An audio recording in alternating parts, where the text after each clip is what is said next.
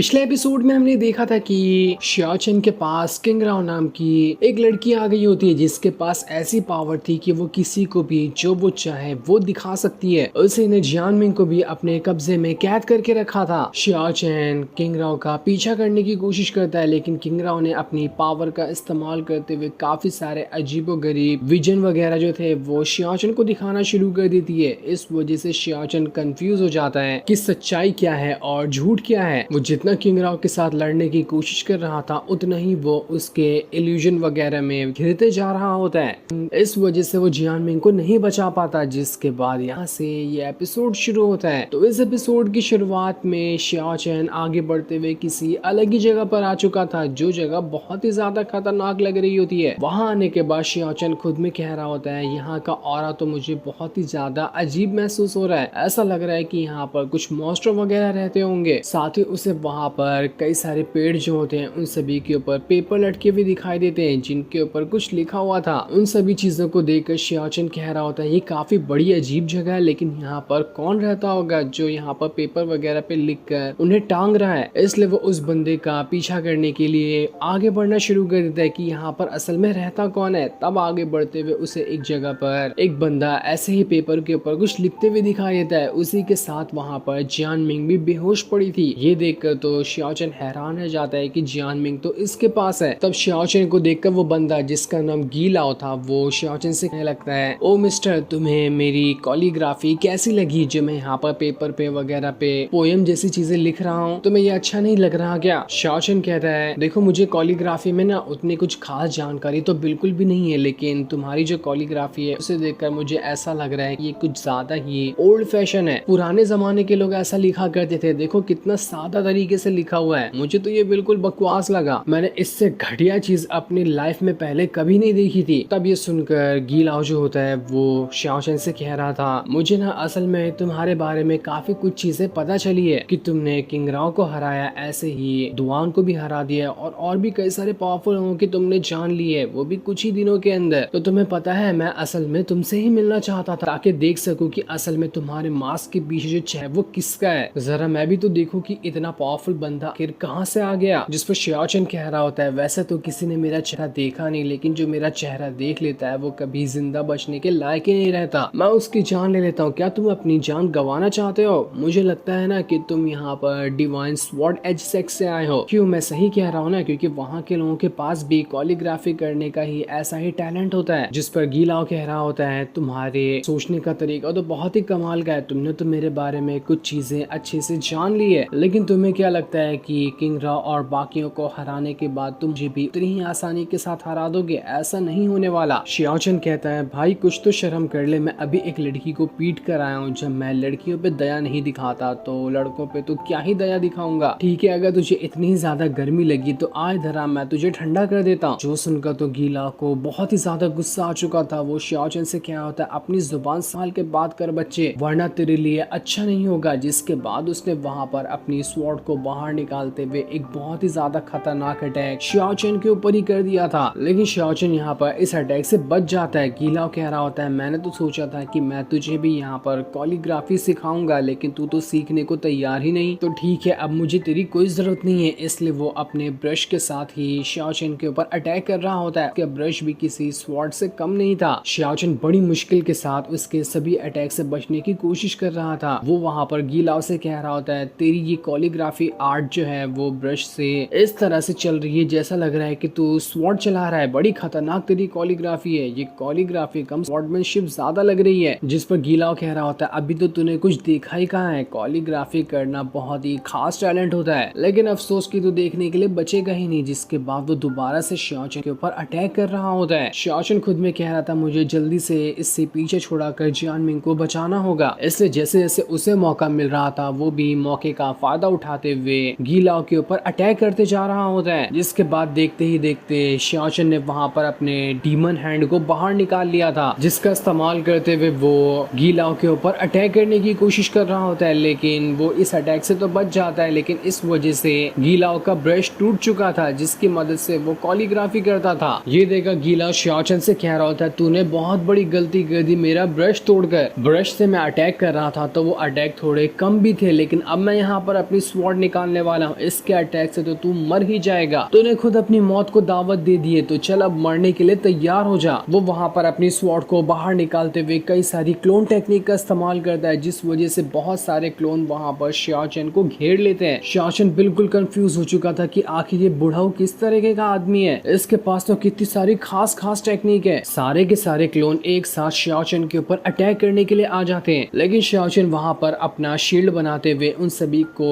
रोकने की कोशिश कर रहा था ताकि वो क्लोन के अटैक उसे ना लग जाए। जिसके बाद शियाओ चैन उन क्लोन के साथ फाइट करना शुरू कर देता है। वो एक क्लोन को मारता तो पीछे से दूसरा क्लोन आ जा रहा होता है। इस वजह से तो शियाओ चैन की वहाँ पर हालत खराब हो रही थी। उसे एक क्लोन को नहीं बल्कि अनगिनत क्लोन के साथ फाइट करना था, और वो क्लोन भी बहुत ज्यादा पावरफुल होते हैं। इसलिए शियाओ चैन दोबारा से वहाँ पर डीमन हैंड टेक्निक को बाहर निकाल लेता है, जिसकी मदद से उसने सभी के सभी क्लोन के अटैक को रोकने की कोशिश की थी, लेकिन फिर भी वो फायदा नहीं हो रहा था। गीला बहुत ही ज्यादा खतरनाक और पावरफुल बंदा होता है। वो शियाओ चैन के हर एक अटैक को एक के बाद एक करते हुए डिस्ट्रॉय कर रहा था, जिसके बाद वो बहुत ही ज्यादा खतरनाक स्वॉर्ड स्लैश अटैक बाहर निकाल लेता है, जिस वजह से तो शियाओ चैन का डीमन हैंड भी वहाँ पर डिस्ट्रॉय हो चुका था। जो देखकर शियाओ चैन समझ जाता है कि ये बंदा कोई नॉर्मल बंदा तो बिल्कुल भी नहीं है, ये बहुत ज्यादा खतरनाक है, मुझे कैसे भी करके खुद को इससे बचाना होगा। गीला तो वहाँ पर एक के बाद एक करके बहुत ही ज्यादा खास खास टेक्निक को बाहर निकाल रहा था। ऐसा लग रहा था कि वो जन्मों से लड़ाई नहीं किया है और सारी भड़ास वो शियाओ चैन के ऊपर निकाल रहा है। गीला शियाओ चैन से कह रहा होता है, तुम यहाँ पर किस भी टेक्निक का क्यों ना इस्तेमाल कर लो, आज तुम मेरे हाथों से मरने वाले हो और तुम्हें यहाँ पर कोई नहीं बचा सकता, तो अब मरने के लिए तैयार हो जाओ। जिसके बाद उसने वापस से एक खतरनाक अटैक का इस्तेमाल करते हुए शियाओ चैन के ऊपर अटैक कर दिया था। इस वजह से शियाओ चैन बहुत ही ज्यादा दूर जाकर फेंका जाता है। उसकी हालत पूरी तरह से खराब हो चुकी थी। गीला शियाओ चैन से कह रहा होता है, बच्चे अब बता कि मेरी कॉलीग्राफी तुझे कैसी लगी, थोड़ी हड्डियां टुटवा कर तुझे पता तो चल ही गया होगा ना कि मेरी कॉलीग्राफी कितनी ज्यादा अच्छी है। लेकिन शियाओ चैन अब भी कह रहा होता है, भाग बुढ़ाओ, तेरी कॉलीग्राफी अब भी पहले से और ज्यादा घटिया हो गई है। जिसके बाद वो दोबारा से पहले से भी ज्यादा खतरनाक वाला डीमन हैंड बाहर निकाल लेता है, जो सीधा अब गीला के पीछे पड़ चुका था। गीला डीमन हैंड से जैसे बचने की कोशिश करता, उसके सामने अगला डीमन हैंड आ जाता। ऐसे ही शियाओ चैन ने अनगिनत डीमन हैंड को बाहर निकालना शुरू कर दिया था ताकि वो पूरी तरह से गीला को पकड़ सके, और इस चीज में आखिरकार उसकी मेहनत रंग भी लाती है। कई सारे डीमन हैंड वहां पर लग गए थे, लेकिन आखिरकार उन सभी ने मिलकर जैसे तैसे गीला को पकड़कर कैद कर लिया था। शियाओ चैन कह रहा होता है, अब तुम बताओ कि तुम्हें मेरी टेक्निक कैसी लगी, अच्छी लगी है ना? तुम यहाँ पर स्वॉर्ड का इस्तेमाल करो, ब्रश का इस्तेमाल करो, या किसी भी चीज का क्यों ना इस्तेमाल करो, लेकिन मेरे डीमन हैंड के सामने तुम नहीं टिक पाओगे। पर तब भी गीला जो होता है वहाँ पर जरा भी डरा हुआ नहीं था। वो वहाँ पर किसी और टेक्निक को फिर से एक्टिवेट कर लेता है, और उस एक्टिवेट करते हुए वो हंस रहा था। उस टेक्निक को एक्टिवेट करते साथ ही आसपास बहुत ही ज्यादा इविल ऑरा फैलना शुरू हो जाता है, जो हर चीजों को वहाँ पर तोड़ फोड़ करने की कोशिश कर रहा था। और वो इविल ऑरा इतना ज्यादा स्ट्रॉन्ग होता है कि वो शियाओ चैन के डीमन हैंड को भी वहाँ पर डिस्ट्रॉय कर देता है। इस वजह से गीला वहाँ पर पूरी तरह से आजाद हो चुका था। डीमन हैंड भी उसका कुछ नहीं बिगाड़ पाया। गीला और शियाओ चैन से कह रहा होता, बच्चे अब तू देख कि मैं क्या करता हूँ, तूने मुझे गुस्सा दिलाकर बिल्कुल भी अच्छा नहीं किया, अब मेरे सीरियस होने का टाइम आ चुका है। इसके बाद वो एक बहुत ही ज्यादा खतरनाक स्वॉर्ड फॉर्मेशन बनाना शुरू कर देता है ताकि उस स्वॉर्ड फॉर्मेशन का इस्तेमाल करते हुए शियाओ चैन के ऊपर अटैक कर सके। उस स्वॉर्ड फॉर्मेशन के अंदर से कॉलीग्राफी के अंदर जो भी वर्ड्स का वो इस्तेमाल करता था, वो सारे वर्ड्स बाहर निकलने लगते हैं, जिनके अंदर से बहुत ही ज्यादा इविल एनर्जी बाहर निकल रही थी। वो सारे के सारे वर्ड्स अब सीधा शियाओ चैन के पीछे पड़ चुके थे। शियाओ चैन उन वर्ड्स से बचने की कोशिश कर रहा था, लेकिन वो जहाँ तक भाग रहा होता है वो वर्ड्स तो उसका पीछा छोड़कर नाम ही नहीं ले रहे थे। वो भी उसके पीछे पीछे भाग रहे होते हैं। उन वर्ड्स के चपेट में जो भी कुछ चीज आती है वो वहां से गायब हो रही होती है। बड़े बड़े पत्थर तक क्यों ना आ जाए रास्ते में, वो वर्ड्स तो पत्थर को भी खा जा रहे थे। तो शियाओ चैन की क्या, एक बार शियाओ चैन वर्ड्स के बीच में फंसा तो वहां पर मारा ही जाएगा। शियाओ चैन कह रहा था, मैं यहाँ पर अपनी हीवनली टेक्निक का इस्तेमाल नहीं कर सकता क्योंकि अभी तक ये बॉडी उतनी ज्यादा स्ट्रॉन्ग नहीं हुई है, वरना लेकिन मुझे नहीं लगता कि हीवनली टेक्निक का इस्तेमाल किए बगैर मैं यहाँ पर इस गीला को रोक पाऊंगा। ये गीला बहुत ज्यादा खतरनाक बंदा है, और जिस चीज का शियाओ चैन को वहां पर डर था वही चीज हो जाती है। वो उसी वर्ड्स के फॉर्मेशन के बीच में फंस चुका था। वो वर्ड्स अंदर से उसके ऊपर अटैक कर रहे होते, लेकिन शियाओ चैन जैसे तैसे खुद को बचाने की कोशिश कर रहा था। गीला शियाओ चैन से कह रहा था, तुम कुछ भी क्यों ना कर लो, लेकिन आज तुम यहाँ पर नहीं बचोगे। अच्छे से अच्छा पावरफुल कल्टीवेटर भी मेरे इस वर्ड वाले फॉर्मेशन का मुकाबला नहीं कर पाता है, तो तुम क्या चीज हो, जिसके बाद तो उन सारे वर्ड्स ने मिलकर शियाओचन को उठाकर दूर फेंक दिया था। शियाओचन की हालत पूरी तरह से खराब हो चुकी होती है, वो तो ढंग से अब खड़ा तक नहीं हो पा रहा था। गीला शियाओचन से कह रहा होता है, बच्चे अब बता दे कि मेरी कोरियोग्राफी कैसी लगी, देख रहा है ना मेरी हाई लेवल की कोरियोग्राफी को कितनी खतरनाक है, इससे तो तेरी हालत तो एकदम पतली हो गई है, अब तो तू कुछ यहाँ पर कर ही नहीं सकता। जिसके बाद तो गीलाओ ने अपने स्वॉर्ड फॉर्मेशन को ही उठाकर सीधा शियाओचन के ऊपर ही पटक दिया था, ताकि स्वॉर्ड फॉर्मेशन के नीचे दबते ही शियाओचन की वहां पर जान ही चली जाए। दूसरी तरफ हम मास्टर और एल्डर को देखते हैं, जिनके सामने एल्डर फैंग खड़ा हुआ था। उसने उन दोनों को वहां पर कैद कर लिया होता है। कैद के अंदर रहने के बावजूद भी वो दोनों वहां पर अपना कल्टीवेशन कर रहे होते हैं, ताकि उनके अंदर हिम्मत बाकी रहे खुद को बचाने की। एल्डर फैंग उनसे कह रहा था, आखिर तुम लोग यहाँ पर जिस तरफ से नदी बह रही है उसी तरफ से क्यों नहीं बहते हो, उल्टा क्यों घूमना चाह रहे हो? यानी कि जैसा मैं कह रहा हूँ तुम्हें मेरी बात माननी चाहिए, तुम तो मेरी बात के खिलाफ ही जा रहे हो। तुम लोग आखिर मान क्यों नहीं लेते कि मैं इस सेट का लीडर बनने के पूरी तरह से लायक हूँ? मास्टर एल्डर फ्रैंक से कह रहा था, तुम तो इस सेट के एक एल्डर हो ना, तब भी तुम्हारे अंदर ऐसा ख्याल कैसे आया कि तुम इस सेट को बर्बाद कर दो? तुमने जिस तरीके का इस्तेमाल किया है ये तरीका बिल्कुल भी सही नहीं है। अगर ऐसे ही तुम दुश्मनों का साथ देते हुए इस सेट के लीडर बनोगे ना, तो वो दिन दूर नहीं जब दुश्मन तुम पे हावी हो जाएंगे और ये सेट पूरी तरह से बर्बाद हो जाएगा। जिस पर एल्डर फैंग क्या होता है, बर्बाद हो जाएगा, ये बर्बादी से ही तो मुझे मोटिवेशन मिलता है, इसी वजह से तो आज मैं यहाँ पर आया हूँ। अगर मैं दुश्मनों का साथ नहीं देता तो देखो कैसे मेरे हाथ में ये सेट आता। एल्डर तो बहुत ज्यादा गुस्सा हो गया था, वो वहाँ पर खुद की पावर का इस्तेमाल करते हुए उस शील्ड को तोड़ने की कोशिश कर रहा होता है, जिस शील्ड के अंदर एल्डर फैंग ने उसे और मास्टर को कैद करके रखा है। लेकिन तब भी वो शील्ड वहाँ पर नहीं टूटती। तब वहाँ पर एक डिसाइपल आता है जो एल्डर फैंग से कह रहा था, जल्दी से मेन गेट पे चलिए, वहाँ पर कुछ गड़बड़ हुई है। इसलिए एल्डर फैंग गेट के पास जाने लगता है और वहाँ पर जितने भी खड़े लोग होते हैं उन सभी से कहता है, इन दोनों का ना जरा ख्याल रखना, ये दोनों यहाँ से भागने नहीं चाहिए। मैं इन लोगों को तब तक के जिंदा रखूंगा जब तक कि मैं इस सेट का ताज अपने सर पे ना पहन लूं। एक बार मैं ताज इनके सामने पहन लूं, उसके बाद मैं लोगों को मार डालूंगा। मास्टर तो वहाँ पर रोने ही लग गए थे कि उनका ये सेट अब पूरी तरह से बर्बाद हो रहा है, वो कमजोर है इसलिए वो अपने सेट को नहीं बचा पा रहे। लेकिन एल्डर कहते हैं, लड़कियों की तरह रोने की कोई जरूरत नहीं है, इस चीज के लिए कोई भी तैयार नहीं था, लेकिन अभी तक के हम यहाँ पर मरे नहीं है। अगर अब भी कोशिश करें तो हम इस सेट को वापस हासिल कर पाएंगे। तुम अपनी पावर मेरे अंदर ट्रांसफर कर दो, उसके बाद मैं अपनी पावर का इस्तेमाल करते हुए तुम्हारी और मेरी पावर के साथ इस फॉर्मेशन को तोड़ने की कोशिश करूंगा। हो सकता है तब इस फॉर्मेशन को तोड़कर हम दोनों आजाद हो जाएं। इसलिए मास्टर एल्डर के अंदर अपनी सारी पावर को ट्रांसफर करने की कोशिश कर रहा था, लेकिन ये प्रोसेस बहुत ही ज्यादा खतरनाक होता है। हो सकता है कि इससे ये पावर बैकफायर कर जाए और उससे एल्डर की जान भी जा सकती है। लेकिन तब भी वो यहाँ पर कुछ भी सुनने को तैयार नहीं थे, वो कैसे भी करके खुद को छुड़ाना चाहते हैं। उसके बाद वो एल्डर फैंग से बदला लेंगे। तब मास्टर की पावर को मिलाते हुए एल्डर ने वहाँ पर अपने स्पिरिचुअल लोटस को समन कर लिया था। वो इतना बड़ा होता है कि वो वहाँ पर आने के बाद एल्डर फैंग का जो फॉर्मेशन लगा था उसे तोड़ने की कोशिश करता है, लेकिन अभी तक के इतनी जल्दी तो वो फॉर्मेशन नहीं टूट पाया था। एल्डर फैंग वहाँ पर अपनी पूरी जान लगा देते हैं कि चाहे कुछ भी क्यों ना हो जाए मैं इस फॉर्मेशन को तोड़ कर रहूंगा। लेकिन खुद पे इतना ज्यादा जोर डालने की वजह से एल्डर की वहाँ पर हालत बहुत ज्यादा खराब हो चुकी थी, उनके मुंह से खून भी आ रहा होता है। मास्टर उन्हें वहाँ पर रोकने की कोशिश करते हैं कि नहीं, आपको ऐसा नहीं करना चाहिए, इससे आपकी जान चली जाएगी। लेकिन फिर भी एल्डर सुनने के लिए कुछ भी तैयार नहीं थे। वो कहते हैं, हमारे पास से ही एक आखिरी मौका है, अगर ये मौका हाथ से चला गया तो इसके बाद हमें कभी मौका नहीं मिलेगा, इसलिए हमें अभी कुछ ना कुछ करना पड़ेगा वरना सब कुछ खत्म हो जाएगा। जिसके बाद उन्होंने फॉर्मेशन के अंदर थोड़ा सा गैप कर दिया था, जिसकी मदद से मास्टर वहां से बाहर निकल कर आ जाते हैं। लेकिन अभी तक के फॉर्मेशन को थोड़ा सा ब्रेक करके रखना ही पड़ेगा, इसलिए एल्डर वहीं पे रुकते हैं। उन्होंने अपनी पावर का इस्तेमाल करते हुए अभी तक के फॉर्मेशन को रोका होता है। मास्टर वहां से कुछ मदद वगैरह लाने के लिए चले गए थे। दूसरी तरफ गीला शियाओचन से कह रहा होता है, बच्चे अभी तक तू मरा नहीं, बड़ा ही ढीठ किस्म का बंदा है तू, लेकिन कोई बात नहीं, मैं तो आज तेरी यहाँ पर जान लेकर ही रहूंगा। जिसके बाद वो एक और टेक्निक का वहाँ पर इस्तेमाल कर लेता है, जिस वजह से जमीन वहाँ पर फटने लगी थी और फटने हुए जमीन के अंदर से बहुत ही ज्यादा खतरनाक स्टोन वगैरह बाहर आने लगते हैं। उन स्टोन की मदद से भी गीला ने वहाँ पर अजीब अजीब वर्ड्स को लिखना शुरू कर दिया था। वो एनी टाइम कॉलीग्राफी पढ़ते हुए अटैक कर रहा था और जो भी चीज उसे वहाँ दिखाई देती उससे वो कॉलीग्राफी बनाया जा रहा होता है। उसके बाद तो गीला ने सारे के सारे जमीन से निकले हुए पत्थर को आपस में मिलाते हुए एक बहुत ही बड़ी स्वॉर्ड को बना लिया था, जो स्वॉर्ड यिन यांग एनर्जी के साथ साथ एक पत्थर से बनी होती है, है जो कि बहुत ही ज्यादा स्ट्रॉन्ग और काफी ज्यादा लंबी थी। शियाचन ये देखकर काफी ज्यादा घबरा जाता है। वो वहां से जैसे ही भागने की कोशिश करता है ताकि वो खुद को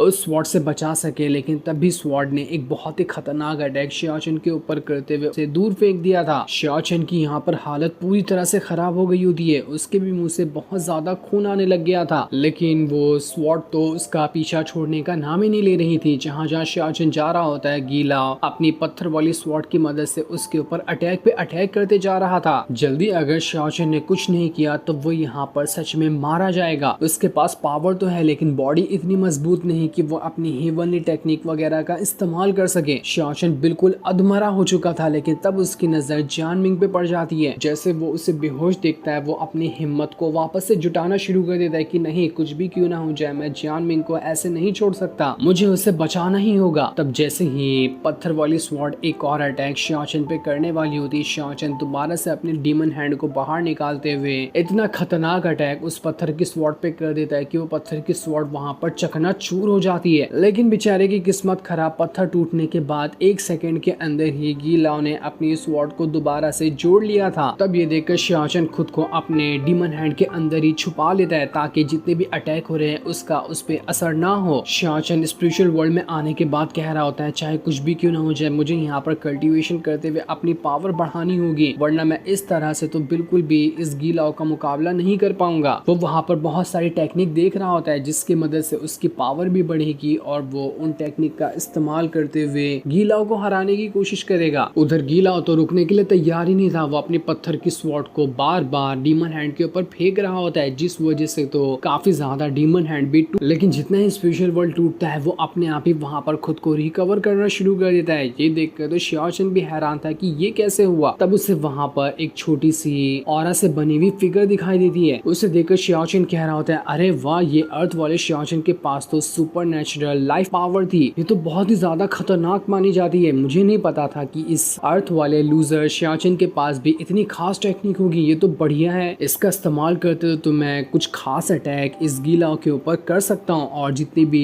इंजरी वगैरह होगी उन सभी को ये सुपरनेचुरल पावर ठीक कर देगी। शियाचन बता रहा होता है, लाइफ सुपरनेचुरल पावर जो है वो इस दुनिया की जितनी भी सबसे ज्यादा खतरनाक सुपरनेचुरल पावर है उनमें से एक है। इसे ना ही जल्दी कोई कल्टीवेट कर पाता है, ना ही जल्दी किसी के पास होती है, लेकिन आखिर फिर भी इस अर्थ वाले शियाचन के पास ये कैसे आई, ये तो अलग ही मिस्ट्री है। वो बंदा सच में टैलेंटेड था। वो उसी लाइफ सुपरनेचुरल पावर जो होती है उसे अपने अंदर समा लेता है, जिस वजह से शियाचन की पावर अब पहले से काफी ज्यादा बढ़ चुकी थी। उसकी बॉडी भी काफी ज्यादा पावरफुल हो गई होती है, जिसके बाद शियाचन डीमन हैंड से बाहर निकल कर आ जाता है क्योंकि अब वो काफी ज्यादा खुश था क्योंकि उसके पास लाइफ सुपरनेचुरल पावर आ गई होती है। वो कहता है इसकी मदद से जितनी भी चोटें लग जाएं वो जल्दी से रिकवर हो जाएगी। उसी के साथ साथ ये पावर ब्रेक थ्रू करने में भी बहुत ज्यादा मदद करती है। अब तो मैं इस गीलाओ को नहीं छोड़ने वाला, चाहे कुछ भी क्यों ना हो जाए। आज ये गीलाओ मेरे हाथों से कहीं नहीं बचकर जाएगा, मैं इसका खेल खत्म कर दूंगा। इसके बाद गीलाओ ने जैसे ही अपनी पत्थर वाली स्वॉर्ड को शियाचन की तरफ भेजा था, शियाचन ने वहां पर सोल डिवोरिंग थंडर टेक्निक का इस्तेमाल कर लिया होता है। उसका इस्तेमाल करते हुए वो उस पत्थर की स्वॉर्ड को तोड़ने के साथ साथ गीलाओ के ऊपर भी अटैक कर रहा था। ये देखकर गीलाओ कह रहा होता है, अरे तुझे ये हो क्या गया, अचानक से इतनी सारी एनर्जी तेरे पास कैसे आई, तूने किस चीज का इस्तेमाल किया है, इससे तो मुझे बहुत ज्यादा तकलीफ हो रही है। गीलाओ की हालत वहां पर बहुत ज्यादा खराब हो चुकी होती है। ऐसा लग रहा था कि वो सोल डिवोरिंग थंडर से फट ही जाएगा। वो वहां पर जैसे तैसे खुद की जान बचाने की कोशिश कर रहा होता है ताकि वो यहाँ पर शियाचन के इस अटैक से खुद को बचा सके। जिसके थोड़ी देर बाद गीलाओ शियाचन से कह रहा होता है, बच्चे तू आखिर है कौन, तूने मेरे इतने सारे अटैक को यहाँ पर कैसे झेल लिया और उसके बाद मेरी यहाँ पर हालत खराब कर दी है। शियाचन कह रहा होता है, जो मर रहा होता है ना उसे कुछ ज्यादा चीजें जानने की जरूरत नहीं है, इसलिए तुम मेरे बारे में तो जानने की कोशिश बिल्कुल भी मत करना। ये सुनकर गीलाओ कह रहा होता है, तू अभी तक के इतना ज्यादा घमंड दिखा रहा है, तेरा घमंड कहाँ से आता है रे, मैं तो सोच रहा था अब यहाँ पे फाइट को रोक दूंगा लेकिन तूने मुझे फिर से गुस्सा दिला दिया, अब तो मैं अपने आखिरी दम तक के फाइट करूंगा। वो वहाँ पर एक और टेक्निक को एक्टिवेट करना शुरू कर देता है, लेकिन शियाचन कह रहा था, बस रे बुढ़ाऊ कितनी टेक्निक को इस्तेमाल करेगा, हार मान ले अपनी, वैसे भी तू आज मर नहीं वाला है। इसके बाद शियाचन ने भी अपनी एक टेक्निक को एक्टिवेट कर लिया था। वो दोनों अपनी टेक्निक को एक्टिवेट करते हुए एक दूसरे के ऊपर अटैक करने के लिए तैयार होते हैं, लेकिन तभी वहाँ पर अजीब सा ऑरा फैल जाता है जिस वजह से वहाँ पर एक बंदा आ रहा था। शियाचन गीलाओ को और गीलाओ शियाचन को देख रहा होता है कि अरे तू जानता है क्या इस बंदे को, या फिर तू जानता है इस बंदे को, क्योंकि मैं तो नहीं जानता इस बंदे को, को ये कौन है। गीला दूसरे वाले बंदे से कह रहा था, ए बच्चे तू कौन है रे, तू इसी शियाओशन का साथी है क्या रे, तो भाग क्यों रहा इधर आ। पर वो बंदा तो बहुत ही ज्यादा खतरनाक था, वो सिर्फ एक ही चुटकी क्या बजाता है, बस उसकी चुटकी बजाते साथ ही गीला वहाँ पर धुएं में बदलकर गायब हो जाता है। 1 सेकंड के अंदर वो मर चुका था, जिसके बाद वो बंदा वहाँ पर जानमिंग को उठाकर ले जा रहा होता है। शियाओशन उससे कह रहा होता है, आखिर तू है कौन, तेरी जो टेक्निक है ना, सेम ऐसी टेक्निक का इस्तेमाल मेरा एक दोस्त भी किया करता था, तू यहाँ पर जानमिंग को छोड़ दे, मैं तुझे जिंदा छोड़ दूंगा, वरना मैं तुझे आज यहाँ पर से जाने नहीं देने वाला। जिस पर वो बंदा कहता है, जा रे, तुझ जैसे बच्चे से ना मैं बात बिल्कुल भी नहीं करता। जिसके इतना कहते ही ये एपिसोड यहीं पर एंड हो जाता है। Thanks for